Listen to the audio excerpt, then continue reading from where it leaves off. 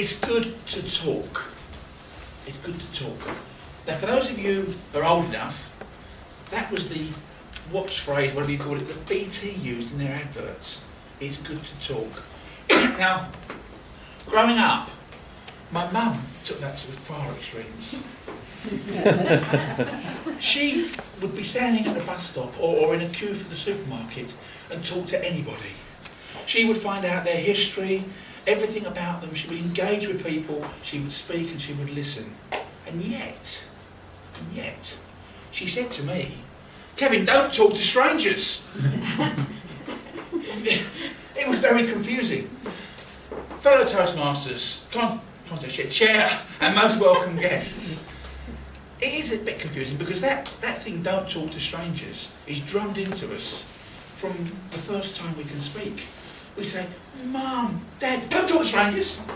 It happens all the time. Don't talk to strangers. And we grow up with this "don't talk to strangers" attitude. In the British Isles, we're very sort of relaxed and we don't talk to people. We could get into any situation, we wouldn't talk to people. But I'm here to inspire you to talk to people. Forget about what you were told as a kid and talk to strangers. And I'm going to tell you some reasons why that would be a good idea. So what's in it for me on this one? Well, I'm going to give you some anecdotes, some stories, things that will show you can get information off people if you talk to them. Time passes quicker. You don't get bored because you've got someone to talk to. You can help people. You can get help. You can get lucky. And I don't mean that in a strange way here. Don't get me wrong. But actually, Richard Wiseman, I talked to Lucy about earlier tonight, is a psychologist, and he's done a lot of work on how to be lucky. And one of them is to engage with people, talk to more people, get out there, and you can find that luck comes your way. So let's start with giving you a few examples of why it's good to talk. I go back to a time back in Harlow. I don't know why I was in Harlow, so I'm sorry about that. I mean, it's not the greatest place to be. But I was standing looking at this bus stop. Buses crop up a lot in this speech. Bus stops are a big thing in this speech. I was standing looking at this bus stop and there was an old lady sat there. And bus after bus after bus went past. And after a while I got to thinking, I don't really know why she's sitting there. Is she all right, you know? So I went over and I said to her, you know, is everything okay? And she said to me, well, I'm a bit partially sighted. And by the time the buses come along, they're past and I haven't had a chance to flag them down. So I was able to help her. I was able to flag the next bus down for her and get her on it. So that was a good example of being able to speak to people and help them. The corollary is I did forget to ask her what number bus she wanted, so I'm not really sure if she got to the right place. But my heart was in the right place, and probably I did help her. And everywhere in Harlow goes to the same place, doesn't it?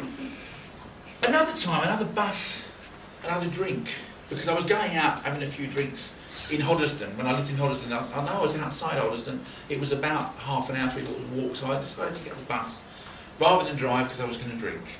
Got on this bus, there was 2 people. It was it was an empty bus. Two ladies sitting there. I wasn't dressed in drag, by the way. There was 2 ladies sitting there talking, and I thought, I want to, just engage. I want to just talk. So I started talking to these 2 ladies on the way to Hoddesdon. And it turned out that they were on their way to Hartford. Now, I don't know how many of you know the routes around this area, but they were going in the wrong direction. And it turned out the bus had gone all the way, picked them up into Hartford, stopped, come back out, and they were still sitting on the bus because they didn't know where they had to get off. They didn't ask the driver, they didn't engage with the driver, he didn't engage with them. But finally, because I actually spoke to them, they didn't end up in Cheshunt or somewhere, further away than they started. So another example of perhaps being able to help other people, and believe me, I felt really good about that. I was able to talk to people in the pub, and I've helped some people tonight. It was really, really good. So there's a couple of examples of me being able to help other people based around buses. I've no idea why, but there you go. Now it's time for you to think about something here. Because I'm talking to you, I want you to start talking to other people. So I'm going to ask you, what if you was at a bus stop, say, and I don't know how many of you get on a bus. How many times do you get on a bus? Okay, so none of you don't. It could be any place, it could be a bus or anywhere, and there's someone else there. What could you do What could you say to start a conversation? Anybody want to give me an example?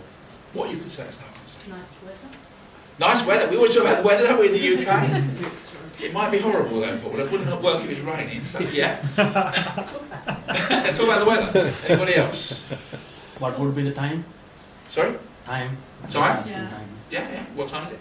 Frequency of buses. The frequency of buses, now that is a good one. How they all come at the same time. Well, there's some good ideas there. Do you know what? The truth is, and this is something I've discovered over the years, the truth is it doesn't matter what you say. It doesn't matter what you say. You could say, oh, I like your shoes. Or, you know, whatever. It doesn't matter what you say. They want to talk to you as much as you want to talk to them, but you know what? They're frightened to start a conversation. But as soon as you do, they'll be happy to speak. Of course, there are scientists, you know, who don't want to speak. There's two people snogging. I mean, that's not a good idea. Not unless one of them's your wife or husband, and then. But you can say anything. Essentially, whatever you want to say, it doesn't matter. Now, I remember back to my early days when I was a teenager and I used to go to discos.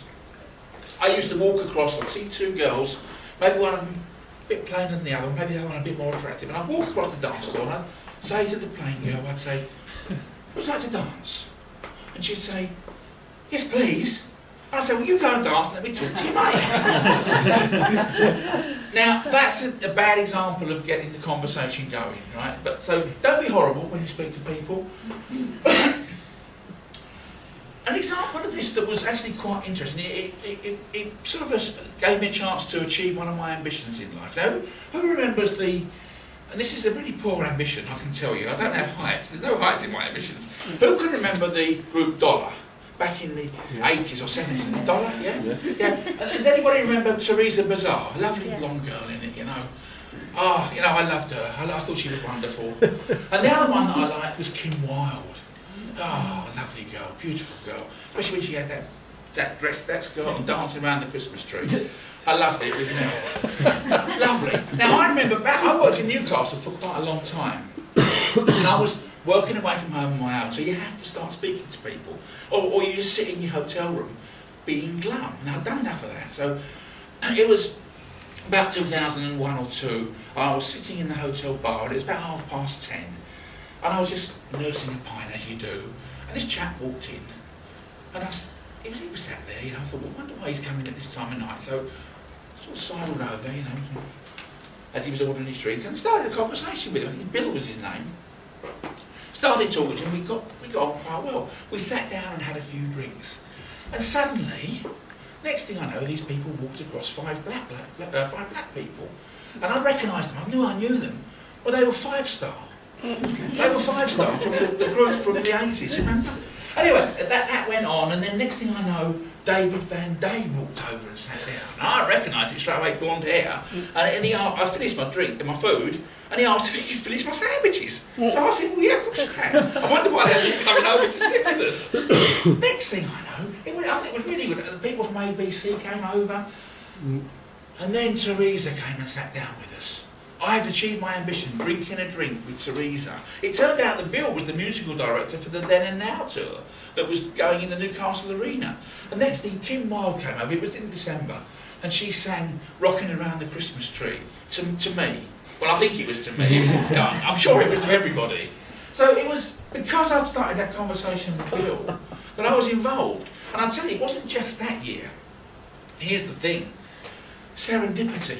Because I was in the same bar 1 year later, and this time I brought some of my friends, because I knew this group, and Bill comes in again, he sits down with me, he said hello, Bill. We had a few drinks, and of course all the people come over, and Paul Young, I think it was that year, and it was great. And then the third year the same thing happened, and then sadly my contract finished, and I've never gone back.